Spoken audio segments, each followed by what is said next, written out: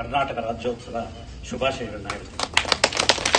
ಒಂದು ಮಾತು ಮೊದಲು ಹೇಳಿಬಿಟ್ಟು ಆಮೇಲೆ ನಾನು ಮುಂದುವರಿಬೇಕು ಅಂತ ಯೋಚನೆ ಮಾಡ್ತೀನಿ. ಇವತ್ತು ಬೆಳಿಗ್ಗೆ ರಾಜ್ಯೋತ್ಸವ ಶುಭಾಶಯಗಳು ಅಂತ ಒಂದು ವಾಟ್ಸಾಪ್ ಅಲ್ಲಿ ನನಗೆ ಬಂತು. ಕನ್ನಡದವರೇ ಕಳಿಸಿರುವಂಥದ್ದು. ದುರ್ದೈವ ಕನ್ನಡ ರಾಜ್ಯೋತ್ಸವ ಶುಭಾಶಯಗಳು ಅಂತ ಕಳಿಸಿದ್ರು. ನಮ್ಮ ಅಭಿಮಾನ ಆಗಿದೆ. ಆಮೇಲೆ ನೀವು ಟಿವಿ ನೋಡ್ತು ಅಂತ ಹೇಳಿದ್ರೆ ಟಿವಿನಲ್ಲೂ ಸಹ ಶುಭಾಶಯಗಳು ಅಂತ ಬರ್ತಾ ಇದೆ ಎಲ್ಲ ಕಡೆ. ಕನ್ನಡ ಅಭಿಮಾನ ಇರುವಂಥವ್ರು ಕನ್ನಡ ಸರಿಗೆ ಕಲಿತಿಲ್ಲ ಅಥವಾ ಕಲಿಯೋದಕ್ಕೆ ಪ್ರಯತ್ನ ಪಡ್ತಿಲ್ಲ ಅನ್ನೋದಕ್ಕೆ ಉದಾಹರಣೆ. ಅಥವಾ ಬಹುಶಃ ಅದನ್ನ ಬರೆಯೋರು ಬೇರೆ ಯಾರೋ ಇತರ ಇರಬೇಕು ಅಂತ ಕಾಣುತ್ತೆ. ಈಗ ಬೇರೆಯವರು ಮಾತಾಡಿ ನನ್ನ ಜವಾಬ್ದಾರಿಯನ್ನು ಕಡಿಮೆ ಮಾಡಿದ್ದಾರೆ. ಕೃಷ್ಣಮೂರ್ತಿ ಸಾಕಷ್ಟು ನೆನಪಿನಲ್ಲಿ ಉಳಿಸ್ಕೊಂಡು ಹೇಳಿಬಿಟ್ಟಿದ್ದಾರೆ. ಅದರಿಂದ ಅದು ಕಡಿಮೆ ಆಯಿತು. ಇವರು ಮೇಡಮ್ ಹೇಳಿದ್ರಿಂದ ನನಗೆ ಸ್ವಲ್ಪ ಕಡಿಮೆ ಆಯಿತು. ಆದರೂ ಈ ಕನ್ನಡ ಏಕೀಕರಣದ ಬಗ್ಗೆ ಕೃಷ್ಣಮೂರ್ತಿ ಮಾತಾಡ್ತಾ ಇದ್ರು. ಕನ್ನಡ ಏಕೀಕರಣ ಶುರು ಆಗಿದ್ದು ಮುಖ್ಯವಾಗಿ ಎಳಗನಾಥರು ಅಂತ ಇದ್ರು. ಗಳಗನಾಥ್ ಅಂತ ತುಂಬಾ ಹಳಬರು. ಅವ್ರನ್ನ ಕನ್ನಡದ ಹುಲಿ ಅಂತ ಕರೀತಾ ಇದ್ದಾರೆ ಆಗಿನ ಕಾಲದಲ್ಲೇ. ಅವರು ಆಮೇಲೆ ಆನೂರು ವೆಂಕಟರಾಯರು ಅಂತ. ಆನೂರು ವೆಂಕಟರಾಯರು ಬಂದು ಕನ್ನಡದ ಪುರೋಹಿತ ಅಂತ ಕರೀತಿದ್ರು. ಆನೂರು ವೆಂಕಟರಾಯರು ಅವ್ರಗಳಿಂದ ಶುರು ಆಗಿತ್ತು. ಒಬ್ಬರಲ್ಲ, ಸುಮಾರು ಜನ ಕನ್ನಡದ ಏಕೀಕರಣಕ್ಕೋಸ್ಕರ ತುಂಬಾ ಪರಿಶ್ರಮ ಪಟ್ಟಿದ್ದಾರೆ. ಅದರಲ್ಲಿ ಗಳಗನಾಥರು ಅತ್ಯುತ್ತಮವಾದ ಶ್ರೇಣಿಯಲ್ಲಿರುವಂತಹವರು. ಅವ್ರಿಗೆ ಒಂದು ಉದಾಹರಣೆ ಹೇಳ್ತೀನಿ. ಆಗಿನ ಕಾಲದಲ್ಲಿ ಪರಿಸ್ಥಿತಿ ಹೇಗಿತ್ತು ಅನ್ನೋದಕ್ಕೆ. ಒಂದ್ಸಲ ಗಳಗನಾಥರು ಬೀಚಿಯವ್ರ ಮನೆಗೆ ಬಂದ್ರಂತೆ. ಬೀಚಿಯವನ ಮನೆಗೆ ಬಂದು ಬಾಗಿಲಲ್ಲಿ ನಿಂತ್ಕೊಂಡು ಕನ್ನಡ ಪುಸ್ತಕ ಬೇಕಾ ತಾಯಿ, ಕನ್ನಡ ಪುಸ್ತಕ ತಗೋತೀರಾ ಅಂತ ಹೇಳಿದ್ರಂತೆ. ಆ ಅಮ್ಮ ಹೇಳಿದ್ರಂತೆ ಬೀಚಿಯವರ ಪತ್ತೆ, ಅಪ್ಪ ಇವ್ರು ಬರೆದಿರೋದೇ ನಾನು ಓದಿಲ್ಲ, ಇಲ್ಲ ಒಂದು ಪುಸ್ತಕ ಬಿಟ್ಟಿಲ್ಲ, ನೀನ್ ಪುಸ್ತಕ ತಗೊಂಡು ಏನ್ ಮಾಡ್ಲಿ, ಹೊರಗಡೆಗೆ ಅಂತ ಹೇಳಿ ಕಳಿಸ್ಬಿಟ್ರಂತೆ. ಒಳಗಡೆ ಇದ್ದು ಬೀಚಿಗೆ ಇದೆಲ್ಲೋ ಪರಿಚಿತವಾದಂತಹ ಧ್ವನಿ ಇದೆಯಲ್ಲ ಅಂದ್ಬಿಟ್ಟು ಹೊರಗಡೆ ಬಂದು ನೋಡಿದ್ರೆ ಗಳಗನಾಥರು ಪಾಪ ತಲೆ ಮೇಲೆ ಬಟ್ಟೆನಲ್ಲಿ ಪುಸ್ತಕಗಳನ್ನ ಕಟ್ಟಿ ತಲೆ ಮೇಲೆ ಇಟ್ಕೊಂಡು ಯಾರು ಸಾಹಿತ್ಯಾಸಕ್ತಿ ಇರುತ್ತಾರೋ ಅವ್ರ ಮನೆಗಳು ಹೋಗಿ ಕನ್ನಡ ಪುಸ್ತಕನ ಕೊಡೋದು. ಆಗಿನ ಕಾಲದಲ್ಲಿ ಅವರು ಕಷ್ಟಪಟ್ಟು ಅದರಲ್ಲೇ ಜೀವನ ನಡೆಸೋದು. ಕಷ್ಟಪಟ್ಟು ಕೊಟ್ಟಿದ್ರಲ್ಲಿ ಡಿಸ್ಕೌಂಟ್ ಕೊಡೋದು. ಹೀಗೆ ಅದಕ್ಕೆ ಬೀಚಿ ಅವ್ರನ್ನ ನೋಡಿದ ತಕ್ಷಣ ಅವರಿಗೆ ತುಂಬಾ ಬೇಸರ ಆಯ್ತಂತೆ. ಕನ್ನಡದ ಬಗ್ಗೆ, ಕನ್ನಡ ಸಾಹಿತ್ಯ, ಆಮೇಲೆ ಸಾಹಿತಿಗಳ ಬಗ್ಗೆ, ಆಮೇಲೆ ಅವ್ರ ಮನೆ, ಅವ್ರ ಹೆಂಡತಿ ಬಗ್ಗೆನೂ ಬೇಸರ ಆಯ್ತಂತೆ. ಹೇಗೆ ನಡೆಸ್ಕೊತಾ ಇದೀವಿ ನಾವು. ಅವ್ರ ಕಾಲಕ್ಕೆ ಬಿದ್ದು ನಮಸ್ಕಾರ ಮಾಡಿ ಅವ್ರ ಹತ್ರ ಇದ್ದಂತ ಪುಸ್ತಕಗಳನ್ನ ಎಲ್ಲ ಕೊಂಡ್ಕೊಂಡ್ಬಿಟ್ರಂತೆ. ಕೊಂಡ್ಕೊಂಡು ಕಳಿಸೋದು. ಆಗಿತ್ತು ಪರಿಸ್ಥಿತಿ. ಕನ್ನಡ ಪುಸ್ತಕಗಳನ್ನ ಯಾರು ಓದೋರೇ ಇರಲಿಲ್ಲ. ಅವರು ಗಳಗನಾಥ್ ಅವರು ಮಹಾರಾಷ್ಟ್ರದಲ್ಲಿ ಇದ್ರು. ಆಗಿನ ಕಾಲದಲ್ಲೇ ಅಲ್ಲಿ ಕನ್ನಡ ಸ್ಕೂಲ್ ಓಪನ್ ಮಾಡಿ ಕನ್ನಡ ಪಾಠ ಹೇಳ್ಕೊಡ್ತಾ ಇದ್ರು ಗಳಗನಾಥರು. ಸುಮಾರು ಪುಸ್ತಕಗಳು ಬರೆದಿದ್ದಾರೆ. 24 ಪುಸ್ತಕ ಬರೆದಿದ್ದಾರೆ ಅವರು. ಇನ್ನೊಬ್ಬರು ಆಪ್ಟೆ ಅಂತ ಇದ್ರು, ನಾರಾಯಣ ಆಪ್ಟೆ. ಅವರು ಕರಮನೂಕ್ ಅಂತ ಒಂದು ಪತ್ರಿಕೆ ತರ್ತಾ ಇದ್ರು. ಈ ಪತ್ರಿಕೆಯಲ್ಲಿ ಬೇಕಾದಷ್ಟು ಒಳ್ಳೆ ವಿಷಯಗಳು ಬರ್ತಾ ಇತ್ತು. ಈ ಸಾಹಿತ್ಯ, ಭಾರತೀಯ ಸಂಸ್ಕೃತಿ, ಆಮೇಲೆ ನಮ್ಮ ಚರಿತ್ರೆ, ನಿಜವಾದ ಇತಿಹಾಸ, ತಿರುಚರ ಇತಿಹಾಸ ಅಲ್ಲ, ನಿಜವಾದ ಇತಿಹಾಸ ಬಗ್ಗೆ ಎಲ್ಲ ಬರ್ತಿತ್ತು. ಅದನ್ನ ನೋಡಿ ಗಳಗನಾಥರು ಅನ್ನಿಸ್ತವ್ರೆ, ಇದೇನು ಹೀಗಾಗ್ತಾ ಇದೆಯಲ್ಲ, ನಮ್ಮ ಕನ್ನಡದವ್ರಿಗೆ ಇದ್ರ ಬಗ್ಗೆ ಎಲ್ಲ ಗೊತ್ತಾಗ್ತಾ ಇಲ್ವಾ, ಏನಾದ್ರು ಮಾಡಿ ಮರಾಠಿನಿಂದ ಕನ್ನಡಕ್ಕೆ ಇದನ್ನ ಟ್ರಾನ್ಸ್ಲೇಟ್ ಮಾಡೋಣ ಅಂತ ಅವ್ರ ಮನಸ್ಸಿಗೆ ಬಂತಂತೆ. ಆಗ ಮೊದಲು ಅವ್ರು ಶುರು ಮಾಡಿದ್ದು ಈ ಮರಾಠಿ ಪತ್ರಿಕೆಗಳಲ್ಲಿ ಇದ್ದಂತಹ ಲೇಖನಗಳನ್ನ ಕನ್ನಡಕ್ಕೆ ತರ್ಜುಮೆ ಮಾಡಿ ಅದನ್ನ ಅವರು ಪ್ರಕಟಣೆ ಮಾಡ್ತಾ ಇದ್ರು. ಅದನ್ನ ಅಲ್ಲಿನ ಆಗಿನ ಕಾಲದ ಸಾಹಿತ್ಯಾಸಕ್ತರೆಲ್ಲ ಓದ್ತಾ ಇದ್ರು. ಅಲ್ಲಿಂದ ಶುರು ಆಯ್ತು. ಅಲ್ಲಿ ಬಂದ್ಮೇಲೆ ಬೇಕಾದಷ್ಟು ಪುಸ್ತಕಗಳು ಬರೆದಿದ್ದಾರೆ. 24 ಕಾದಂಬರಿಗಳು ಬರೆದಿದ್ದಾರೆ, ಪುರಾಣಗಳು ಬರೆದಿದ್ದಾರೆ. ಅವರಿಗೆ ಶೇಷಾಚಲ ಸದ್ಗುರು ಮಹಾರಾಜ್ ಅಂತ ಒಬ್ಬರು ಗುರುಗಳಿದ್ರು. ಅವರಿಂದ ತುಂಬಾ ಪ್ರಭಾವಿತರಾಗ್ಬಿಟ್ರು. ಹಾಗಾಗ್ಬಿಟ್ಟು ಅವರು ಒಂಥರ ಸಂತರೇ ಆಗಿದ್ರು. ಅವರು ಪೌರಾಣಿಕಗಳ ಕಥೆಗಳು ಬರೆದಿದ್ದಾರೆ. ಆಮೇಲೆ ಅವ್ರು ಬರೆದಿರೋದು ಕೆಲವು ಮಾತ್ರ ಹೇಳ್ತೀನಿ ಕೇಳಿ. ಪೌರಾಣಿಕ ಕಥೆಗಳು ಅನ್ನೋದೇ ಒಂದು ಪುಸ್ತಕ ಬರೆದಿದ್ದಾರೆ. ಆಮೇಲೆ ಕಮಲ ಕುಮಾರಿ ಅಂತ, ರಾಣಿ ಮೃಣಾಲಿನಿ ಅಂತ, ಬಹುಶಃ ಹಳಬರು ಎಲ್ಲ ಗೊತ್ತಿರಬಹುದು ರಾಣಿ ಮೃಣಾಲಿನಿ ಅನ್ನೋದು. ನಾನು ಅದನ್ನು ಓದಿದ್ದೀನಿ, ಅದನ್ನ ತುಂಬಾ ಹಿಂದೆ. ವೈಭವ, ಕುಮುದನಿ, ಈಶ್ವರಿ ಸೂತ್ರ, ಚಾತುರ್ತೇಜ, ಧರ್ಮರಹಸ್ಯ, ಸತ್ವಸಾರ, ತಿಲೋತ್ತಮೆ, ಕನ್ನಡಿಗರ ಕರ್ಮಕಥೆ, ಅದಿಂದ ಹಾಗೆ ಉಳಿದಿದೆ ಆಯ್ತಾ. ಕುರುಕ್ಷೇತ್ರ, ಮರಾಠರ ಅಭ್ಯುದಯ, ಛತ್ರಪತಿ, ಗೃಹಕನಕ, ರಾಣಾ ರಾಜಸಿಂಹ, ಇದನ್ನು ನೋಡಿದೆ ನಾನು. ರಾಜ ರಣಸಿಂಹ, ಧಾರ್ಮಿಕ ತೇಜ, ಸಂಸಾರ ಸುಖ, ಸ್ವರಾಜ್ಯ ಸುಗಂಧ, ದುರ್ಗದ ಬಿಚ್ಚುಕತ್ತಿ, ಭಗವತಿ ಕಾತ್ಯಾಯಿನಿ ಇಂಥವುದು ಬೇಕಾದಷ್ಟು ಅವರು ಬರೆದಿದ್ದಾರೆ. ಅಂದ್ರೆ ಅವರು ಒಂಥರ ಈ ಪುಸ್ತಕಗಳೆಲ್ಲ ಬರೆದು ಕನ್ನಡ ಸಾಹಿತ್ಯದಲ್ಲಿ ಆಸಕ್ತಿ ಇರುವಂತ ಎಲ್ಲರಿಗೂ ಒಂಥರ ಮೃಷ್ಟಾನ್ನ ಭೋಜನವನ್ನೇ ಉಣಬಡಿಸಿದ್ದಾರೆ ಗಳಗನಾಥರು. ಆ ಗಳಗನಾಥರನ್ನ ನಾವು ನೆನೆಸ್ಕೊಳ್ಳದೆ ಇದ್ರೆ, ಮತ್ತೆ ಆಲೂರು ವೆಂಕಟರಾಯರನ್ನ ನೆನೆಸ್ಕೊಳ್ಳದೆ ಇದ್ರೆ ಕನ್ನಡ ರಾಜ್ಯೋತ್ಸವಕ್ಕೆ ಅರ್ಥವೇ ಇಲ್ಲ. ಯಾಕಂದ್ರೆ ಅವರು ಅಷ್ಟು ಕಷ್ಟಪಟ್ಟಿರುವಂತವ್ರು. ಆಮೇಲೆ ಇನ್ನೊಂದು ಆಗ ಅವರೊಬ್ಬರೇ ಅಲ್ಲ, ಎಷ್ಟು ಜನ ಈ ಆಗಿನ ಕಾಲದಲ್ಲಿ ಕನ್ನಡ ಬೇರೆ ಬೇರೆ ಕಡೆ ಕೃಷ್ಣಮೂರ್ತಿ ಹೇಳಿದಂಗೆ ಹರಿದು ಹಂಚೋಗಿತ್ತು. ಮಹಾರಾಷ್ಟ್ರದಲ್ಲಿ ಕೆಲವು ಸೇರ್ಕೊಂಡ್ಬಿಟ್ಟಿದ್ರು, ಬೆಳಗಾವಿ, ಧಾರವಾಡ ಅದೆಲ್ಲ, ಆಂಧ್ರ ಪ್ರದೇಶ ಕಡೆ ಸೇರ್ಕೊಂಡ್ಬಿಟ್ಟಿತ್ತು, ರಾಯಚೂರು, ಬಳ್ಳಾರಿ, ಗುಲ್ಬರ್ಗ. ಅದೇ ರೀತಿ ಬಾಂಬೆ ಪ್ರೆಸಿಡೆನ್ಸಿಗೆ ನಮ್ಮ ದಕ್ಷಿಣ ಕನ್ನಡ, ಉತ್ತರ ಕನ್ನಡ ಎಲ್ಲ ಸೇರ್ಕೊಂಡ್ಬಿಟ್ಟಿತ್ತು. ಆಮೇಲೆ ಕೋಲಾರ ಕೂಡ ಆಂಧ್ರಕ್ಕೆ ಸೇರ್ಕೊಂಡ್ಬಿಟ್ಟಿತ್ತು. ಅಲ್ಲೆಲ್ಲ ತುಂಬಾ ಜನ ಕನ್ನಡ ಮಾತಾಡೋರಿದ್ರು, ಕನ್ನಡಿಗರಿದ್ರು. ಆದ್ರೆ ಅದನ್ನ ಎಲ್ಲ ಸೇರಿಸಿ ಒಟ್ಟುಗೂಡಿಸಿ ಒಂದು ವಿಶಾಲ ಕರ್ನಾಟಕ ಅಂತ ಮಾಡೋದೇ ಒಂದು ಬಹಳ ಪ್ರಾಸದಾಯಕವಂತಹ ಪ್ರಯತ್ನ ಆಗ್ಬಿಟ್ಟಿತ್ತು. ಕೆಲವರು ಊರೂರ ಒಪ್ಕೋತಾ ಇರಲಿಲ್ಲ. ಫಾರ್ ಎಕ್ಸಾಂಪಲ್ ಬಳ್ಳಾರಿ, ರಾಯಚೂರು ಆ ಕಡೆ ಅವರು ನಾವು ತೆಲುಗು ಬಿಟ್ಟು ಈ ಕಡೆ ಬರಲ್ಲ ಅಂತ ಗಲಾಟೆ ಮಾಡಿಬಿಟ್ರು. ಆಗ ಸುಮಾರು ಜನ, 100 ಜನ ಮಹಿಳೆಯರು ಮುಂದೆ ಬಂದು ಅವ್ರನ್ನ ಎಲ್ಲ ಮನೆಗೆ ಹೋಗಿ ಅಲ್ಲಿ ಜನಗಳಿಗೆಲ್ಲ ಕರ್ನಾಟಕಕ್ಕೆ ಈ ಜಾಗಗಳು ಸೇರೋದ್ರಿಂದ ಇರೋ ಅನುಕೂಲಗಳೇನೋ, ಅಲ್ಲೇ ಉಳ್ಕೊಂಡ್ರೆ ಇವ್ರಿಗೆ ಆಗೋ ಅನಾನುಕೂಲಗಳೇನು ಅಂತ ಎಲ್ಲ ಎಕ್ಸ್ಪ್ಲೈನ್ ಮಾಡಿ ಆಮೇಲೆ ಅದನ್ನ ಏಕೀಕರಣ ಮಾಡೋದಕ್ಕೆ ಸಹಾಯ ಮಾಡಿದ್ರು. ಅವರೆಲ್ಲ ನಾವು ನೆನೆಸ್ಕೋಬೇಕಾದ್ದು ಬಹಳ ಮುಖ್ಯ. ಅದರಲ್ಲಿ ಕೆಲವು ಅಂತ ಮಹಿಳೆಯರ ಹೆಸರುಗಳು ಕೆಲವು ಹೇಳ್ತೀನಿ. ಮೊದಲು ಏಕೀಕರಣದಲ್ಲಿ ಕೆಲಸ ಮಾಡಿದಂಥವ್ರು ಹೇಳ್ತೀನಿ.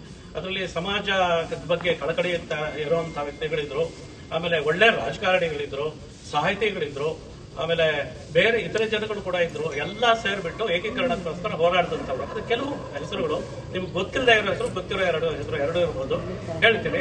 ಅದ್ರಲ್ಲಿ ಗುಡ್ಲಪ್ಪ ಅಂತ ಒಬ್ಬರಿದ್ರು, ನೀವು ಕೇಳಿರೋಕೆ ಸಾಧ್ಯ ಇಲ್ಲ. ಹಳ್ಳಿಕೇರಿ ಸಿದ್ದಪ್ಪ ಅಂತ ಇದ್ರು, ಸಿದ್ದಪ್ಪ ಕಾಂಡ್ಲಿ ಅಂತ ಇದ್ರು, HR ದೇಶಪಾಂಡೆ, ರಂಗನಾಥ್ ದಿವಾಕರ್ ಸುಮಾರು ಎಲ್ಲರಿಗೂ ಗೊತ್ತಿರುವಂತವ್ರೆ. ರಂಗನಾಥ್ ದಿವಾಕರು, ಆಮೇಲೆ ನಮ್ಮ ದಾರಾ ಬೇಂದ್ರೆ ಅವರೆಲ್ಲ ಸೇರ್ಕೊಂಡ್ಬಿಟ್ಟು ನಮ್ಮ ಉಪನಿಷತ್ತುಗಳ ಬಗ್ಗೆ ರಾನಡೆ ಬರೆದಿರುವಂತಹ ಪುಸ್ತಕನ ಕನ್ನಡಕ್ಕೆ ಟ್ರಾನ್ಸ್ಲೇಟ್ ಮಾಡಿದ್ದಾರೆ. ತುಂಬಾ ಅದ್ಭುತವಾದಂತಹ ಪುಸ್ತಕ, ಎಲ್ಲರೂ ಓದಬೇಕಾದ್ದು. ಆಮೇಲೆ ಕೌಜಲಗಿ ಶ್ರೀನಿವಾಸರಾವು, ಗೋರೂರು ರಾಮಸ್ವಾಮಿ ಅಯ್ಯಂಗಾರು, H. ಮರಿಯಪ್ಪ, ಸುಬ್ರಹ್ಮಣ್ಯ ಸ್ವಾಮಿ Iyengar, S. Nijalingappa, Siddaiah, Veeranagouda, H. C. Dasappa, HR Karanth, ಇವರೆಲ್ಲ ರಾಜಕೀಯಕ್ಕೆ ಸೇರಿದಂತಹ ವ್ಯಕ್ತಿಗಳು.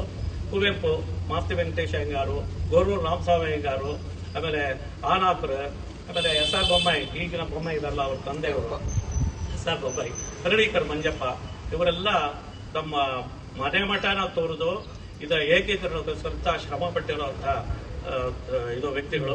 ಆಮೇಲೆ ಈ ಗಳಗನಾಥರ ಬಗ್ಗೆ ಇದೊಂದು ಹೇಳಕ್ ಮರ್ತ್ಬಿಟ್ಟೆ ನಾವು. ಏನಂದ್ರೆ ಸ್ವಾತಂತ್ರ್ಯಕ್ಕೆ ಮೊದಲೇ ಅವರು ಏಕೀಕರಣದ ಬಗ್ಗೆ ಯೋಚನೆ ಮಾಡಿದಂಥವ್ರು.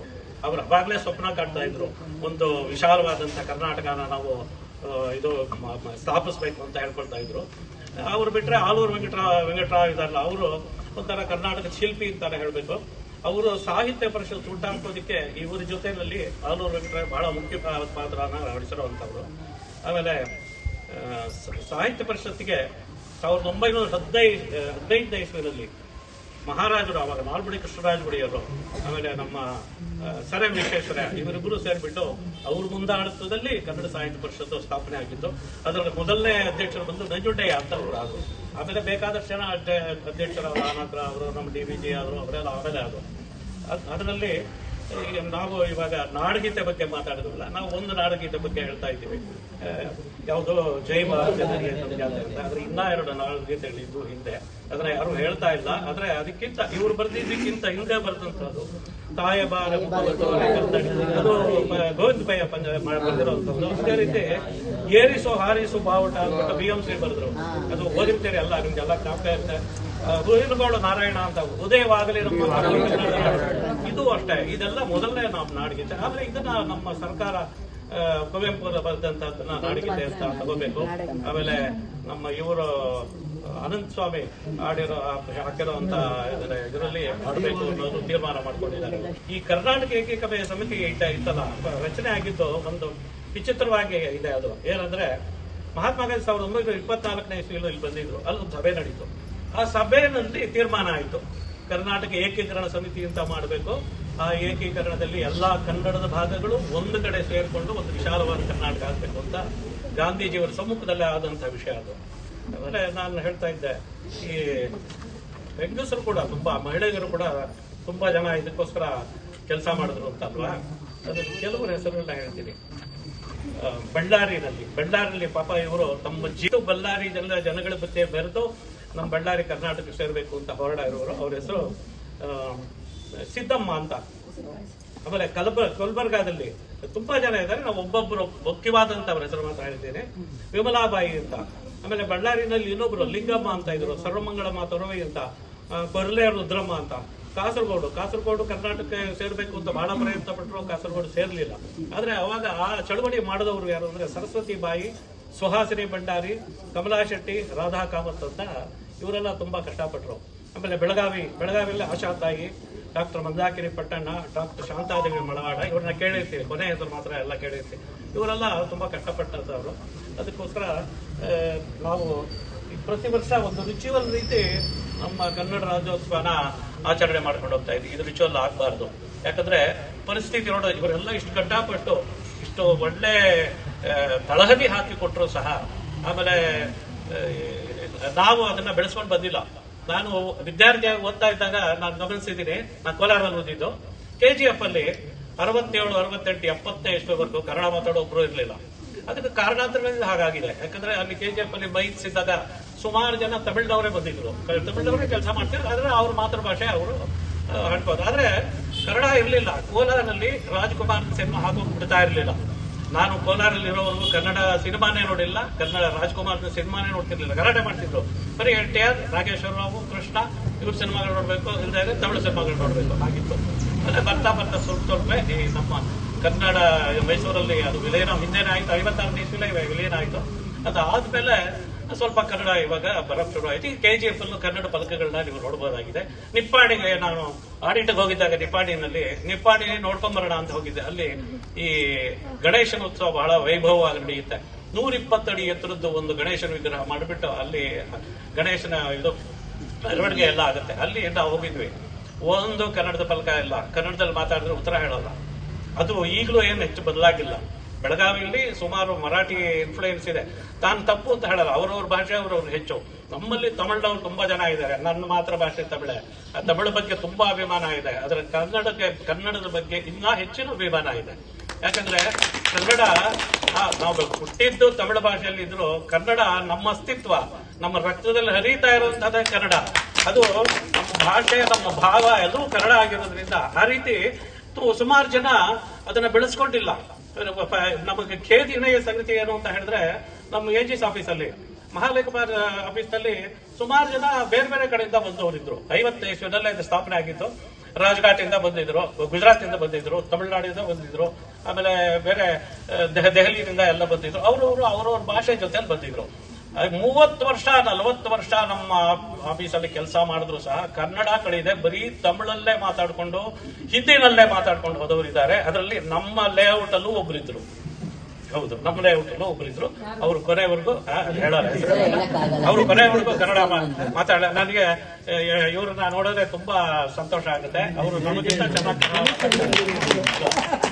ಯಾಕಂದ್ರೆ ನೀವು ಎಷ್ಟು ಭಾಷೆ ಕಳೆದ್ರೆ ನಿಮಗೆ ಅದು ಅನುಕೂಲ, ಒಳ್ಳೇದು. ಈಗ ನಾನು ತಮಿಳುನಾಡಿಗೆ ಹೋಯ್ತು ಅಂದ್ರೆ, ತಮಿಳುನಾಡಿಗೆ ಹೋಗಿ ನೀವು ತಮಿಳುನಾಡಲ್ಲಿ ಯಾರು ಕನ್ನಡದಲ್ಲಿ ಮಾತಾಡಲ್ಲ, ಇಂಗ್ಲಿಷು ತಮಿಳು ಎರಡು, ಹಿಂದಿಯಲ್ಲಿ ಮಾಡಿದ್ರು ಉತ್ತರ ಕೊಡಲ್ಲ. ಎಲ್ಲಾದ್ರೂ ಹೋಗ್ಲಿ, ನೀವು ರಾಮೇಶ್ವರಕ್ಕಾದ್ರೂ ಹೋಗಿ, ಚೆನ್ನೈಗಾದ್ರೂ ಹೋಗಿ, ತಿರುಚಿಗಾದ್ರೂ ಹೋಗಿ, ನಾನು ತಮಿಳುನಾಡು ಬೇಕಾದಷ್ಟು ಸಲ ಓಡಾಡಿದ್ದೀನಿ. ಓಡಾಡೋದಲ್ಲದೆ ತಮಿಳುನಾಡಲ್ಲಿ ಸ್ವಲ್ಪ ಅಬ್ಸರ್ವ್ ಮಾಡ್ಕೊಂಡ್ಬರ್ತೀನಿ, ಜನರ ಜೀವನ ಶೈಲಿ ಹೇಗಿದೆ, ಅವ್ರ ಆಟಿಟ್ಯೂಡ್ ಹೇಗಿದೆ ಅಂತ ನೋಡಿ. ತಮಿಳುನಾಡವ್ರಿಗೆ ಭಾಷಾ ಪ್ರೇಮ ಎಷ್ಟು ಇದೆ ಅಂತ ಹೇಳಿದ್ರೆ, ಗಾಡಿ ಕಳ್ಕೊಂಡೋಗವನು, ಚಾಯ ಮಾಡೋನು, ಹೋಟೆಲ್ನವನು ಇರ್ಬೋದು, ದೊಡ್ಡ ಉದ್ಯಮಿ ಇರ್ಬೋದು, ಒಂದು ಪೇಪರ್ ವಾರ್ತಾ ಪತ್ರಿಕೆ ಕೈಯಲ್ಲಿ ಇಲ್ಲದೆ ಅವನು ಏನ್ ಕೆಲಸ ಮಾಡಲ್ಲ. ಒಂದು ವಾರ್ತಾ ಪತ್ರ ಇದ್ರೆ ಅವರು ಬರೋದೇ ಇಲ್ಲ, ಹೊರಗಡೆ ಬರೋದಿಲ್ಲ. ಬಂದ ತಕ್ಷಣ ಯಾವ್ದಾದ್ರು ಒಂದು ಇಟ್ಕೊಂಡು ಹೋಗ್ತಾ ಇರ್ತಾರೆ. ನಾನು ಫಸ್ಟ್ ಕಲ್ಕಂಡು ನೋಡಿದ್ದಲ್ಲೇ, ಕಲ್ಕಂಡು ಹೋದ್ರೆ ಒಂದು ಇದು ವಾರಪತ್ರಿಕೆ ಅದು ಕಲ್ಕಂಡು, ಆಮೇಲೆ ಇನ್ನ ಬೇರೆ ಎಲ್ಲ ಇತ್ತು. ನಮ್ಮ ತಾಯಿನೂ ಓದ್ತಾ ಇದ್ರು ಒಂದು ಪುಸ್ತಕ ಹಾಗೆ ತರಿಸ್ಕೊಂಡು. ಅದೇ ರೀತಿ ನಾರ್ತ್ ಹೋಗಿ ನಾವು ಇಲ್ಲಿಂದ ಗುಜರಾತ್, ಆಮೇಲೆ ರಾಜಸ್ಥಾನ, ಈ ಕಡೆ ನಮ್ಮ ಲೇಔಟಿಂದ ನಾವೇ ಹೋಗಿ ಬಂದ್ವಿ. ಅಲ್ಲಿ ಹೋದ್ರೆ ಇಂಗ್ಲಿಷ್ ಅಲ್ಲಿ ಹೇಳಿದ್ರೆ ಉತ್ತರ ಪೊಲೀಸ್ ಅವನು ಉತ್ತರ ಹೇಳಲ್ಲ, ಯಾರು ಉತ್ತರ ಹೇಳಲ್ಲ. ಹಿಂದಿ ಹೇಳಿದ್ರೆ ಉಂಟು. ಆದ್ರೆ ನಮ್ಮಲ್ಲಿ ಹಾಗಲ್ಲ. ನಮ್ಮಲ್ಲಿ ಭಾಷಾಭಿಮಾನ ಅನ್ನೋದು ಸಾಮಾನ್ಯ ಜನಕ್ಕಿದೆ, ಆದ್ರೆ ಓದಿರೋವಂಥದ್ದು ಬಹಳ ಕಡಿಮೆ, ಇಲ್ವೇ ಇಲ್ಲ. ನಾನು ರೆಕ್ಸ್ಗೆ ಹೋದ್ರೆ ಅಥವಾ ಲಿಡೋಗೆ ಹೋದ್ರೆ ಸಿನಿಮಾ ಟಿಕೆಟ್ ತಗೋಬೇಕಾದ್ರೆ ಇಂಗ್ಲಿಷ್ ಅಲ್ಲಿ ಹೇಳ್ಬೇಕು, ಇಲ್ಲ ತಮಿಳಲ್ಲಿ ಹೇಳ್ಬೇಕು. ಕನ್ನಡದಲ್ಲಿ ಹೇಳಿದ್ರೆ ಟಿಕೆಟೇ ಕೊಡ್ತಾ ಇರ್ಲಿಲ್ಲ. ನೀವು ನಂಬ್ತಿರೋ ಇಲ್ಲ, ಮೆಕಾನಿಕ್ಸ್ಗಳು ನೋಡೋಣ ಅಂದ್ಬಿಟ್ಟು ನಾವು ಹೋಗಿದ್ವಿ. ನಾವು ಬೇಕು ಅಂತ ಕನ್ನಡದಲ್ಲಿ ಕೇಳಿದ್ವಿ, ಟಿಕೆಟೇ ಕೊಡ್ಲಿಲ್ಲ. ಪರಿಸ್ಥಿತಿ ಹಾಗೆ. ಏನು ಜಾಸ್ತಿ ಏನಾಗಿಲ್ಲ. ಒಂದು ಉದಾಹರಣೆ ಹೇಳ್ತೀನಿ. ನಾ 7 ವರ್ಷ ಇದರಲ್ಲಿ ಫೈನಾನ್ಷಿಯಲ್ ಅಡ್ವೈಸರ್ ಆಗಿದ್ದೆ, ವಿಧಾನಸೌಧದಲ್ಲಿದ್ದೆ, ಸ್ಪೀಕರ್ಗೆ ಮತ್ತೆ ಇವ್ರಿಗೆ. ಅಲ್ಲಿ ನಾನು ನೋಡಿದ್ದೇನೆ ಹೇಳಿದ್ವಿ, ಮುಖ್ಯಮಂತ್ರಿ ಡ್ರೈವರು ಮಲಯಾಳಿ, ಮಿನಿಸ್ಟರ್ಗಳು 90% ಮಿನಿಸ್ಟರ್ ಡ್ರೈವರ್ ಎಲ್ಲ ಹೊರಗಡೆ ಅವರು. ಕನ್ನಡದವ್ರು ಇಲ್ವಾ? ಯಾರು ಡ್ರೈವರ್ ಇಲ್ವಾ? ನಮ್ಮ ಅಭಿಮಾನ ಎಷ್ಟು ಚೆನ್ನಾಗಿ ಕನ್ನಡದ ಬಗ್ಗೆ ಅಭಿಮಾನ, ಸಾವಿರ ಮಾತಾಡ್ತಾರೆ. ಏನು ಇಲ್ಲ, ಅಷ್ಟೇ ಇಲ್ಲ. ಇನ್ನೂ ಒಂದು ವಿಷಯ ಹೇಳ್ತೀನಿ, ನಿಮ್ಗೆಲ್ಲ ಗೊತ್ತಿರೋಂಥದ್ದು ಚರಿತ್ರೆ. ಇವ್ರು ಹೇಳೋದು ಕೃಷ್ಣಮೂರ್ತಿ ಹೇಳೋದು, ಕದಂಬರು ಹೇಳಿದ್ರು, ರಾಷ್ಟ್ರಕೂತರು ಹೇಳಿದ್ರು, ಆಮೇಲೆ ಕೃಷ್ಣದೇವರಾಯನ ಬಗ್ಗೆ ಹೇಳಿದ್ರು, ಎಲ್ಲ ಹೇಳಿದ್ರು. ಕದಂಬರ ಬಗ್ಗೆ ನಿಮ್ಗೆ ಇತಿಹಾಸದಲ್ಲಿ ಏನ್ ಪಾಠ ಹೇಳ್ಕೊಟ್ಟಿದ್ದಾರೆ? ರಾಷ್ಟ್ರಕೂಟದವ್ರ ಬಗ್ಗೆ ಏನ್ ಹೇಳಿದ್ದಾರೆ? ಇಮ್ಮಡಿ ಪುಲಕೇಶಿ ಕರ್ನಾಟಕದವನು ದಕ್ಷಿಣದಿಂದ ಹಿಡಿದು ಆಫ್ಘಾನಿಸ್ತಾನದವರೆಗೂ ತನ್ನ ಇದನ್ನ ವಿಸ್ತಾರ ಮಾಡಿಕೊಂಡ. ಅದೇ ರೀತಿ ರಾಜರಾಜ ಚೋಳ ಎರಡನೇ ಎರಡನೇ ಚೋಳರು ಅಷ್ಟೇ ಇಡೀ ಭಾರತನ ತಮ್ಮ ರಾಜ್ಯವನ್ನು ಮಾಡ್ಕೊಂಡಿದ್ದಲ್ಲದೆ ಆಫ್ಘಾನಿಸ್ತಾನವರೆಗೂ ಹೋಗ್ಬಿಟ್ರು, ಅಲ್ಲಿವರೆಗೂ ಮಾಡ್ಕೊಂಡಿದ್ರು. ಇದೆಲ್ಲ ತಮಿಳದ ಪ್ರತಿಯೊಬ್ಬರಿಗೂ ಗೊತ್ತಿದೆ. ಕನ್ನಡದವ್ರಿಗೆ ಇಮ್ಮಡಿ ಪುಲಕೇಶಿ ಬಗ್ಗೆ ಏನೂ ಗೊತ್ತಿಲ್ಲ. ಯಾಕೆ ಅಂತ ಹೇಳ್ತೀನಿ. ತಮಿಳುನಾಡಿಗೆ ನೀವು ಹೋದ್ರೆ ಅಲ್ಲಿನ ಚರಿತ್ರೆಯಲ್ಲಿ ಅವ್ರು ಯಾವ ಪಾರ್ಟಿನಾದ್ರೂ ಆಗಲಿ, ಅವ್ರು ಏನಾದ್ರೂ ಮಾಡ್ಲಿ, ಎಲ್ಲ ಇಂಟ್ರೊಡ್ಯೂಸ್ ಮಾಡಿರ್ತಾರೆ. ಅವ್ರಿಗೆ ಕನ್ನಡದ ಬಗ್ಗೆ ಅಷ್ಟು ಅಭಿಮಾನ, ತಮಿಳದ ಬಗ್ಗೆ ಅಷ್ಟು ಅಭಿಮಾನ ಇದೆ. ಅವ್ರಿಗೆ 3000 ವರ್ಷದ ಇತಿಹಾಸ ಇದೆ ಅನ್ನೋದು ಪ್ರತಿ ತಮಿಳಿನವ್ರಿಗೂ ಗೊತ್ತಾಯ್ತಾ? ಆಮೇಲೆ ನಮಗೆ ಹಾಗಲ್ಲ. ನಮ್ಮಲ್ಲಿ ಚಿಂತಕರು, ಸಮಾಜ ಸುಧಾರಕರು, ಬುದ್ಧಿವಂತರು, ಎಲ್ಲ ಬುದ್ಧಿಜೀವಿಗಳು ಅಂತ ಇವರೇ ಹೇಳ್ಕೊಂಡ್ಬಿಟ್ಟಿದ್ದಾರೆ. ನಾವೇ ಬುದ್ಧಿಜೀವಿಗಳು ಅಂತ, ಪ್ರಗತಿಶೀಲರು ಅಂತ 4 ಪಂಗಡ ಮಾಡ್ಕೊಂಡಿದ್ದಾರೆ. ಅದಕ್ಕೆ ನಾನು ಹೆಸರು ಹೇಳಿದ್ರೆ ತಪ್ಪಾಗ್ಬೋದು, ಆದ್ರೂ ಇದು ಗೊತ್ತಿರಲಿ, ನಿಮಗೆಲ್ಲ ಗೊತ್ತಿರೋಂತೆ. ಬರ್ಗೂರು ರಾಮಚಂದ್ರ ಫಾರ್ ಎಕ್ಸಾಂಪಲ್, ದೇವನೂರು ಮಹಾದೇವ ಆಗ್ಲಿ, ಆಮೇಲೆ ಇನ್ನ ಶೂದ್ರ ಶ್ರೀನಿವಾಸ ಆಗ್ಲಿ, ಇಂಥವ್ರು ಸುಮಾರು ಜನ ಇದ್ದಾರೆ. ಇವ್ರಿಗೆಲ್ಲ ಏನಪ್ಪಾ ಅಂದ್ರೆ ನಮ್ಮ ದೇಶದ ಮೇಲೆ ದಾಳಿ ಮಾಡಿದವ್ರನ್ನ, ಆಮೇಲೆ ನಮ್ಮ ದೇಶನ ಅವರು ಸ್ವಂತ ಮಾಡ್ಕೊಳ್ಳೋಕ್ ಹೋದಂಥವ್ರನ್ನ, ಅವ್ರನ್ನ ವೈಭವೀಕರಿಸಿ ನಮ್ಮ ಇತಿಹಾಸ ಬರೆದಿದ್ದಾರೆ. ಅದೇ ನೀವು ನೋಡಿ, ಔರಂಗಜೇಬು 3 ಕೋಟಿ ಜನ ಹಿಂದೂಗಳನ್ನ ಸಾಯಿಸಿದ ಅಂತ ನಮಗೆಲ್ಲ ಗೊತ್ತಿರುವಂತದ್ದು. ಸುಮಾರು 1 ಕೋಟಿ ಜನ ಮಹಿಳೆಯರು, ಮಕ್ಕಳಿಗೆ ಅತ್ಯಾಚಾರ ಮಾಡಿದ್ದಾರೆ ಅಂತ ಗೊತ್ತು. 35,000 ದೇವಸ್ಥಾನ ಹೊಡೆದುಬಿಟ್ಟು ಮಸೀದಿ ಕಟ್ಕೊಂಡಿದ್ದಾರೆ ಅಂತ ಎಲ್ಲರಿಗೂ ಗೊತ್ತಿದೆ. ಆದ್ರೆ ನಮ್ಮ ಸ್ಕೂಲ್ ಪಠ್ಯಪುಸ್ತಕಗಳಲ್ಲಿ ಇವ್ರು ಏನ್ ಸೇರಿಸಿದ್ದಾರೆ ಗೊತ್ತಾ? ನಾವು ಇವಾಗ ಹೇಳಿದಲ್ಲ, ಅವರು ನಮ್ಮ ಕನ್ನಡ ಪ್ರಾಧಿಕಾರದ ಅಧ್ಯಕ್ಷರಾಗಿದ್ರು. ಅವ್ರು ಹೇಳ್ತಾರೆ, ಔರಂಗಜೇಬು ಒಂದು ಒಳ್ಳೆ ಅಡ್ಮಿನಿಸ್ಟ್ರೇಟರ್ ಅಂತೆ, ಒಪ್ಕೊಳ್ಳೋಣ, ಇದಿರ್ಬೋದು. ಆಮೇಲೆ ಅವನಿಗೆ ಸಮಾಜದ ಎಲ್ಲಾ ವರ್ಗಗಳನ್ನು ಒಂದೇ ರೀತಿ ಗೌರವಿಸ್ತಾ ಇದ್ದಂತೆ, ಗೊತ್ತಾಯ್ತಾ? ಆಮೇಲೆ ಏಕತೆಗೋಸ್ಕರ ತುಂಬಾ ಶ್ರಮ ಪಟ್ಟಂತೆ. ನಂಬೋ ಮಾತಾ ಇದು. ಆಮೇಲೆ ಜಯಂತಿ ಮಾಡ್ತೀವಿ, ಟಿಪ್ಪು ಜಯಂತಿ ಮಾಡ್ತೀವಿ. ಒಂದು ವಿಷಯ ಎಲ್ಲರಿಗೂ ಗೊತ್ತಿರ್ಬೋದು, ಹೇಳ್ತೀನಿ. ನಮ್ಮಲ್ಲಿ ಟಿಪ್ಪು ಇವರು ಹೈದರಾಬಾದ್ ರಾಜ್ಯ ತಗೊಂಡಿದ್ದು ಹೇಗೆ ಅಂತ ಗೊತ್ತು. ನಮ್ಮ ಕೃಷ್ಣರಾಜ ಒಡೆಯರು ತುಂಬಾ ಸಣ್ಣ ವಯಸ್ಸು, ಅವ್ರು 8 ವರ್ಷಕ್ಕೆ ಅವರು ರಾಜರಾಗ್ಬಿಟ್ರು. ಆಕ್ಚುಲಿ ರಾಜಮಾತಾನೇ ರಾಜ್ಯ ಆಳ್ತಾ ಇದ್ರು. ಅವಾಗ ಹೈದರಾಬಾದ್ ಏನ್ ಮಾಡೋ, ಸಾಮಾನ್ಯ ಸೈನಿಕ, ಅವನ ಕಂಟ್ರೋಲ್ ತಗೊಂಡ್ಬಿಟ್ಟ ಪೂರ್ತಿ. ಅವನ ಮಗ ಟಿಪ್ಪು ಬಂದ ಮೇಲೆ ಅವನು ಮಾಡಿದ ಮೊದಲನೇ ಕೆಲಸ ಆಗಿದ್ರೆ, ನಮ್ಮ ರಾಜ್ಯ ಭಾಷೆ ಕನ್ನಡ ಆಗಬಾರ್ದು, ರಾಜ್ಯ ಭಾಷೆ ಪರ್ಷಿಯನ್ ಆಗಬೇಕು ಅಂತ. ಆಮೇಲೆ ಕಾಯಿನ್ಸ್ ಎಲ್ಲ ಪರ್ಷಿಯನ್ ಭಾಷೆಯಲ್ಲಿ ಪ್ರಿಂಟ್ ಮಾಡ್ದ. ಎಲ್ಲಾ ಹೆಸರುಗಳನ್ನು ಬದಲಾಯಿಸ್ಕೊಂಡು ಹೋದ. ಕೊಚ್ಚಿನಲ್ಲಿ ಹೋಗಿ ಕನ್ವರ್ಟ್ ಆಗಿಂದ ಅವ್ರು ಆಗದೆ ಇದ್ದಿದ್ದ 5,000 ಜನನ ಸಾಯಿಸ್ಬಿಟ್ಟ. ಕೊಡಗಲ್ಲಿ ಯುದ್ಧ ಮಾಡ್ದ, ಸೋತೋಗ್ಬಿಟ್ಟ. ಆಮೇಲೆ ಕೊಡಗಿನಲ್ಲಿ ಬಹಳ ಅವರೆಲ್ಲ ಗೊತ್ತಿರೋ ಹಾಗೆ ಈಗಲೂ ಯೋದ್ರೆ, ಅವಾಗಲೂ ಯೋದ್ರೆ. ಆಮೇಲೆ ಇವ್ರೇನ್ ಮಾಡ್ದ, ಬಿಳಿ ಬಾವುಟ ಇಟ್ಕೊಂಡೋದ, ಇಲ್ಲ ನಾವು ಶಾಂತಿಗೆ ಮಾತುಕತೆ ಮಾಡೋಣ, ನಾವು ಯುದ್ಧ ಮಾಡೋದು ಬೇಡ ಅಂತ. ಅವರೆಲ್ಲ ಪಾಪ ಶಸ್ತ್ರಗಳನ್ನ ತೊರೆದು ಬಿಟ್ಟು ಬಂದ್ರೆ, ಇವನು ಶಸ್ತ್ರಾಸ್ತ್ರ ತಗೊಂಡೋಗಿ ಲಕ್ಷಾಂತರ ಜನನ ಸಾಯಿಸ್ಬಿಟ್ಟ. ಅವ್ರ ಜಯಂತಿ ನಾವು ಮಾಡ್ತಾ ಇದ್ವಿ, ನಮ್ಮ ಈಗ ಮಾಡ್ತಾ ಇದ್ವಿ. ಆಮೇಲೆ ಇನ್ನೊಂದು ವಿಷಯ ಏನಂದ್ರೆ, ಕರ್ನಾಟಕದ ನಮ್ಮ ಮಹಾರಾಜರ ಪರವಾಗಿ ನಿಂತ ಒಬ್ಬ ಅಯ್ಯಂಗಾರ್ ನಿಂತಿದ್ರು. ಅದಕ್ಕೆ ಅವರು ಟಿಪ್ಪು ಎಲ್ಲಿದ್ದಾನೆ ಅನ್ನೋದು ತೋರಿಸ್ಕೊಟ್ರಂತೆ. ಅದಕ್ಕೋಸ್ಕರ ನರಕ ಚತುರ್ದಶಿಯ ದಿವಸ ಮೇಲ್ಕೋಟೆನಲ್ಲಿ, ಆಗ ದೀಪಾವಳಿ ತುಂಬಾ ವಿಜೃಂಭಣೆಯಿಂದ ನಡೆಸ್ತಾ ಇತ್ತು. ಒಂದು 800-900 ಜನ ಅಲ್ಲಿ ಸೇರಿದ್ರು. ಅವಾಗ ಟಿಪ್ಪು ಸೈನ್ಯ ತಗೊಂಡ್ಬಂದು ಎಲ್ಲರೂ ಸುತ್ತೋರ್ದು ಬಿಟ್ಟು ಅಲ್ಲಿ ಇದ್ದವ್ರನ್ನೆಲ್ಲ ಮಾರಣ ಹೋಮ ಮಾಡಿದ. ಅದು ದಾಖಲಾಗಿದೆ. ಆಮೇಲೆ ಅದನ್ನ ಈಗ ಅವ್ರ ವಂಶದವರು ಇವಾಗಲೂ ಅದನ್ನ ಹೇಳ್ತಾರೆ. ರಮಾ ಶ್ರೀನಿವಾಸನ್ ಅಂತ ಇದ್ದಾರೆ ಉಪನ್ಯಾಸಕರು, ನಿಮ್ಗೆಲ್ಲ ಸುಮಾರು ಜನಕ್ಕೆ ಗೊತ್ತಿರಬಹುದು. ಅವ್ರ ವಂಶದವರೇ ಸತ್ತಿದ್ದಾರೆ. ಅವ್ರ ಕಣ್ಣೆದುರುಗಡೆ, ಅವ್ರ ಅಜ್ಜಿ ಕಣ್ಣೆದುರುಗಡೆನೆ ಎಲ್ಲಾನು ಸಾಯಿಸ್ಬಿಟ್ಟಿದ್ದಾರೆ. ಹೆಣ್ಮಕ್ಳನ್ನ, ಆಮೇಲೆ ಹೆಂಗಸರನ್ನ ಎಲ್ಲ ಎಳ್ಕೊಂಡು ಹೋಗ್ಬಿಟ್ಟಿದ್ದಾರೆ. ಇದೆಲ್ಲ ಮಾಡಿದ್ದಾರೆ. ನಮ್ಮ ಅಭಿಮಾನ, ಕನ್ನಡದ ಅಭಿಮಾನ, ದೇಶದ ಅಭಿಮಾನ ಹೇಗಿದೆ ಅಂದ್ರೆ, ಅವ್ರ ಜಯಂತಿ ಮಾಡ್ತೀವಿ, ಅವ್ರಿಗೆ ನಾವು ಕುಸಲಾಯಿಸ್ತೀವಿ. ಯಾಕೆ ಹೇಳ್ತಾ ಇದ್ದೀನಿ ಅಂದ್ರೆ, ಆಮೇಲೆ ಇನ್ನೊಂದು ಏನಂದ್ರೆ, ನಮ್ಮ ಹಿಂದಿನ ನಮ್ಮ ಜನರೇಷನ್ ಸ್ವಲ್ಪ ಕನ್ನಡ ಪುಸ್ತಕಗಳನ್ನ ಕೊಂಡ್ಕೊಂಡು ಓದೋದು ಅಭ್ಯಾಸ ಇತ್ತು. ನಾವು ಬೇಕಾದಷ್ಟು ಓದಿದ್ದೀವಿ. ಕಾರಾಂತರ ಆಗ್ಲಿ, ಆಮೇಲೆ ಭೈರಪ್ಪ ಆಗ್ಲಿ, ಮಾಸ್ತೆ ಆಗ್ಲಿ, ಗೋಕಾಕ್ ಆಗ್ಲಿ, ಆಮೇಲೆ ಇಂದ್ರ ಆಗ್ಲಿ, ಆಮೇಲೆ ತ್ರಿವೇಣಿ ಪುಸ್ತಕಗಳನ್ನ ನಾವು ಕೊಂಡು ಹೋಗುವಂತ ಅಭ್ಯಾಸ ಇತ್ತು. ಮೆಜೆಸ್ಟಿಕ್ ಹೋದ್ರೆ ಅಥವಾ ನಾವು ಆಡಿಟ್ಗೆ ಎಲ್ಲಾದ್ರೂ ಹೋದ್ರೆ ಅಲ್ಲಿ ಹಳೆ ಪುಸ್ತಕಗಳೆಲ್ಲ ಹಾಕೊಂಡಿದ್ದಾರೆ ಅಂತ ಹುಡುಕಿ ತಗೊಂಡ್ಬಂದು ನಾವೆಲ್ಲ ಓದ್ಕೋತಾ ಇದ್ವಿ. ಈಗ ತಪ್ಪು ಮಾಡಿದೆ ಅಂತ ಅನಿಸ್ತಾ ಇದೆ. ಯಾಕಂದ್ರೆ ಇದಕ್ಕೆ ಎಲ್ಲ ಇವ್ರ ಅಂಗಡಿಗೆ ಹಾಕುವಂತ ಪರಿಸ್ಥಿತಿ ಬಂದ್ಬಿಟ್ಟಿದೆ. ಇವಾಗ ಓದೋರು ಯಾರಿದ್ದಾರೆ? ಪುಸ್ತಕ ಯಾರು ಓದೋರು ಇಲ್ಲ. ಮನೆಗಳಲ್ಲಿ ದಯವಿಟ್ಟು ಎಲ್ಲಾರ್ಗು ಪುಸ್ತಕ ಕೊಂಡ್ಕೊಳ್ಳೋಕಾದ್ರೆ ಕೊಂಡ್ಕೊಂಡು ಓದಿದ್ರೆ ಒಳ್ಳೇದು. ಕೊಂಡ್ಕೊಳ್ಳೋಕ್ ಆಗದೆ ಇದ್ರೆ ಲೈಬ್ರರಿಲಿ ತಗೊಂಡು ಪುಸ್ತಕ ಓದೋದು ಹೇಗೆ ಅಂತ ಹೇಳ್ತೀನಿ. ನಮ್ಮ ಅಭ್ಯಾಸ ಹೇಗೆ ಅಂದ್ರೆ, ಪುಸ್ತಕ ಹೋದ್ರೆ ನಿಮ್ಗೆ ಯಾವ ತಿಂಡಿನೂ, ಯಾವ ಸಿಹಿ ತಿಂಡಿನೂ ಅದಕ್ಕೆ ಸಮ ಬರೋದಿಲ್ಲ. ನಾವೆಲ್ಲ ಸತ್ಯನಾರಾಯಣ, ನಾನು, ನಾವೆಲ್ಲ ಪುಸ್ತಕ ತಗೊಂಡ್ರೆ ಹೇಗೆ ಓದ್ತಿದ್ವಿ ಹೇಳ್ತೀವಿ. ಭೈರಪ್ಪನವ್ರದ್ದು ದಾಟು ಫಸ್ಟ್ ರಿಲೀಸ್ ಆಯ್ತು. ದಾಟು ಸಾಹಿತ್ಯ ಭಂಡಾರಕ್ಕೆ ಹೋಗಿ ಸಾಯಂಕಾಲ ಕಾದಿದ್ದು ಕ್ಯೂನಲ್ಲಿ ನಿಂತು ತಗೊಂಡ್ಬಂದು ಸಾಯಂಕಾಲ ಶುರು ಮಾಡಿ ಬೆಳಗ್ಗೆ ಅದನ್ನು ಮುಗಿಸ್ಬಿಟ್ಟು ಆಫೀಸ್ಗೆ ಹೋದ್ವಿ. ದಾಟು ಆಗಲಿ, ಪರ್ವ ಆಗಲಿ, ಆಮೇಲೆ ದೂರ ಸರಿದ್ರು ಆಗಲಿ, ಗೃಹಭಂಗ ಆಗಲಿ, ನಾವೆಲ್ಲ ಓದಿದ್ದೆ ಹಾಗೆ. ಅದೊಂದೇ ಪುಸ್ತಕ ಅಲ್ಲ, ಅವರೊಬ್ಬರೇ ಅಲ್ಲ, ಬೇರೆಯವ್ರ ಪುಸ್ತಕ ಓದಿದ್ದು ಹಾಗೆ. ಅದು ನಮಗೆ ಒಂಥರ ಊಟ ಇಲ್ಲದೆ ಇದ್ರು ಚಿಂತೆ ಇಲ್ಲ, ನಿದ್ದೆ ಇಲ್ಲದೆ ಇದ್ರು ಚಿಂತೆ ಇಲ್ಲ, ಆ ರೀತಿ ಅಟ್ರಾಕ್ಷನ್ ಇತ್ತು. ಇತಿಹಾಸ ಪುರಾಣಗಳು ಹಾಗೆ ಓದ್ತಾ ಇದ್ವಿ. ಈಗ ನಮಗೆ ಮಹಾಭಾರತ ಆಗ್ಲಿ, ರಾಮಾಯಣ ಆಗ್ಲಿ, ಭಾರತ ಭಾರತಿ ಪುಸ್ತಕ ಪ್ರಕಾಶನ ಅವರು ತಂದಿದ್ದಾರೆ. ಟಿವಿ ಇರ್ಲಿಲ್ಲ, ಈಗ ಟಿವಿ ಇದೆ. ಅಲ್ಲ, ಈಗಲೂ ಟಿವಿ ಇದೆ, ಈಗಲೂ ಮೊಬೈಲ್ ಇದೆ. ಆದ್ರೂ ನಾವು ಪುಸ್ತಕ ಓದೋದು ನಿಲ್ಸಿಲ್ಲ. ನೀವು ನೋಡಿರ್ಬೋದು, ನಾನು ಮುಂದ್ಗಡೆ ಕೂತ್ಕೊಳ್ತೀನಿ ಬೆಳಿಗ್ಗೆ 11 ಗಂಟೆಗೆ, ಸಾಯಂಕಾಲ 4 ಗಂಟೆವರೆಗೂ ಕೂತ್ಕೊಂಡು ಓದ್ತಾ ಇರ್ತೀನಿ. ಅದು ಅಭ್ಯಾಸ ಮಾಡಿಸ್ಬೇಕು. ಟಿವಿಲಿಂದ ಅನುಕೂಲಗಳು ತುಂಬಾ ಇದೆ, ಮೊಬೈಲ್ ಇಂದ ತುಂಬಾ ಅನುಕೂಲಗಳಿದೆ. ನಾ ಹೇಳಲ್ಲ, ಅನುಕೂಲ ತುಂಬಾ ಇದೆ, ಮಕ್ಕಳೆಲ್ಲ ಇವಾಗ ಟಿವಿ ಮೊಬೈಲ್ಗೆ ಅಡಿಕ್ಟ್ ಆಗ್ಬಿಟ್ಟು ಮಕ್ಕಳು ಓದೋದೆಲ್ಲ ಬಿಡ್ತಾರೆ. ಅವ್ರಿಗೆ ಈಗಲೇ ಬ್ರೈನ್ ಅದರಿಂದ ತೊಂದರೆ ಆಗುವಂತಹ ಪರಿಸ್ಥಿತಿಗಳು ಹುಟ್ಕೊಂಡ್ಬಿಟ್ಟಿದೆ. ಅದರಿಂದ ಪುಸ್ತಕ ಓದಬೇಕು ಅಂತ ಮಕ್ಕಳಿಗೆ ಎನ್ಕರೇಜ್ ಮಾಡಬೇಕು. ಪೇಪರ್ ಓದ್ಬೇಕು. ಆದ್ರೆ ಇವಾಗ ಏನಪ್ಪ, ಪೇಪರ್ ಎಲ್ಲ ಎಡಿಚರ್ ಕೈಗೆ ಹೊಟ್ಟೋಗ್ಬಿಟ್ಟಿದೆ. ಹೌದು, ಎಲ್ಲ ಕನ್ನಡ ಪೇಪರ್ಗಳೆಲ್ಲ ವಿಜಯವಾಣಿ ಒಂದು ಬಿಟ್ಬಿಟ್ರೆ ಎಲ್ಲ ಎಡಿಚರು. ಪ್ರಜಾವಾಣಿ ತಗೊಳ್ಳಿ, ಆಮೇಲೆ ನಮ್ಗೆ ಇಂಗ್ಲಿಷ್ ಪೇಪರ್ ಯಾವ್ದಾದ್ರು ತಗೊಳ್ಳಿ, ಎಲ್ಲ ಹೋಗ್ಬಿಟ್ಟಿದೆ.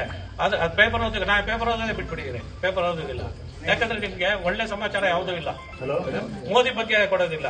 ಮೋದಿ ವಿರುದ್ಧ ಮಾತಾಡಿ ಪರದೇಶಗಳಿಗೆ ಹೋಗಿ ದೇಶದ್ರೋಹದ ಕೆಲಸ ಮಾಡ್ಕೊಂಡು ಬರೋರ ಬಗ್ಗೆ ಇವರು ತುಂಬಾ ಮಾತಾಡ್ತಾರೆ. ಆದ್ರೆ ನಾ ಹೇಳೋದೇನಂದ್ರೆ, ನಾವು ಈ ಆಚರಣೆ ಇದೆಯಲ್ಲ, ಕನ್ನಡ ರಾಜ್ಯೋತ್ಸವ ಆಚರಣೆ, ಯಾವಾಗ ಅದು ಮೀನಿಂಗ್ಫುಲ್ ಆಗುತ್ತೆ ಅಂತ ಹೇಳಿದ್ರೆ, ನಾವೆಲ್ಲರೂ ಕನ್ನಡ ಬೆಳೆಸೋದಿಕ್ಕೆ, ಕನ್ನಡ ಉಳಿಸೋದಿಕ್ಕೆ ಪ್ರಯತ್ನ ಪಡಬೇಕು. ನಾವೆಲ್ಲ ಕನ್ನಡದಲ್ಲಿ ಮಾತಾಡೋದಕ್ಕೆ ಪ್ರಯತ್ನ ಪಡಬೇಕು. ಬ್ರಿಗೇಡ್ ರೋಡ್ಗೆ ಹೋದ ತಕ್ಷಣ ಇಂಗ್ಲಿಷ್ ಶುರು ಮಾಡ್ಕೋಬಾರ್ದು. ಆಮೇಲೆ ಶಿವಾಜಿನಗರ್ಗೆ ಹೋದ ತಕ್ಷಣ ಅಂಗಡಿನಲ್ಲಿ ಏನಾದ್ರು ಕೊಂಡ್ಕೋಬೇಕಾದ್ರೆ ಉರ್ದು ಮಾತಾಡೋದು, ಹಿಂದಿ ಮಾತಾಡೋದನ್ನ ಬಿಡಿ, ಕನ್ನಡದಲ್ಲಿ ಮಾತಾಡಿ. Force them to speak in Kannada. ಕನ್ನಡದಲ್ಲೇ ಅವರು ಮಾತಾಡೋ ರೀತಿ ನಾವು ಒತ್ತಾಯ ತರಬೇಕು. ಅದು ಕನ್ನಡ ಮಾತಾಡೋದು, ಕನ್ನಡ ಪುಸ್ತಕಗಳನ್ನ ಓದು. ಪುಸ್ತಕಗಳದ್ದು ಒಂದು ಸಮಗ್ರ ಪುಸ್ತಕಗಳು ಅಂತ ಒಂದಿದೆ, ನೀವು ಕೊಂಡ್ಕೋಬಹುದು ಅದನ್ನ ಬೇಕಾದ್ರೆ.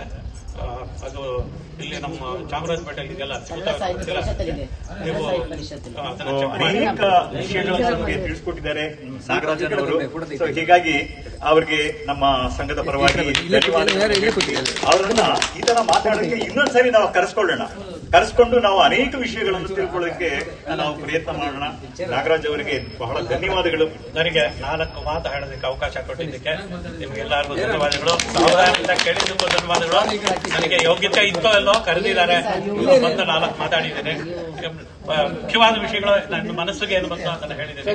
ಏನಾದ್ರು ಈಗ ತಪ್ಪು ಮಾಡಿದ್ರೆ ಕ್ಷಮಿಸಿ. ಜೈ ಹಿಂದ್, ಜೈ ಕರ್ನಾಟಕ. ಎಲ್ಲರ ಜೊತೆಯಲ್ಲಿ ಅವ್ರ ಕೈಯಲ್ಲಿ ಒಂದು ಫೋಟೋ ತೆಗೆದುಕೊಳ್ಳೋಣ.